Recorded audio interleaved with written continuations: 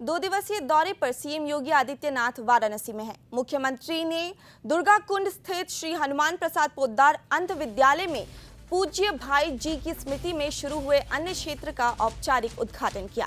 इस दौरान सीएम योगी ने सभा को संबोधित भी किया। अपने संबोधन में उन्होंने कहा कि अंध विद्यालय में सदैव भाई जी की स्मृति में अन्य क्षेत्र का शुभारंभ होना एक सुखद अनुभूति करने वाला क्षण है। इस अवसर पर भाई जी की स्मृतियों को नमन करते हुए अपनी विनम्र श्रद्धांजलि अर्पित करता हूं और इस पूरे ट्रस्ट को हृदय से धन्यवाद देता हूं कि उन्होंने अन्य क्षेत्रों को यहां पर बनाया है।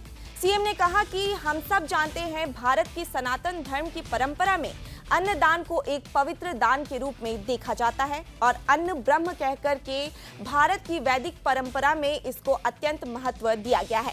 मुख्यमंत्री ने कहा कि देश के अंदर प्रधानमंत्री नरेंद्र मोदी ने एक नई दृष्टि दी है। जिन्हें हम पहले विकलांग कहते थे, जिन्हें समाज उपेक्षित मानता था, परिवार के लोग जिन्हें एक प्रकार से त्याग कर देते थे, उन्हें दिव्यांग कहकर प्रधानमंत्री जी ने उनके जीवन को और समाज को एक नई दृष्टि दी है। केंद्र और राज्य शासन के स्तर पर अनेक कार्यक्रम चल रहे हैं, अनेक अभियान प्रारंभ हुए हैं और मुझे लगता है कि ट्रस्ट का एक कार्यक्रम भी इसी से जुड़ा हुआ है।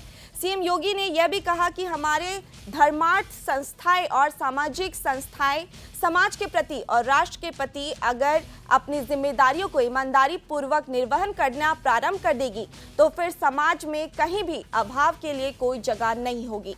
सर्वत्र खुशी का माहौल होगा, राम राज्य की स्थिति होगी। हम सब जानते हैं भारत की परंपरा में सनातन धर्म की परंपरा अन्नदान को एक पवित्र दान के रूप में देती है। अन्नम ब्रह्म कहकर के भारत की वैदिक परंपरा ने इसको अत्यंत महत्व दिया है। अन्न को ब्रह्म के स्वरूप के रूप में रख करके इस दान को एक पवित्र दान माना है।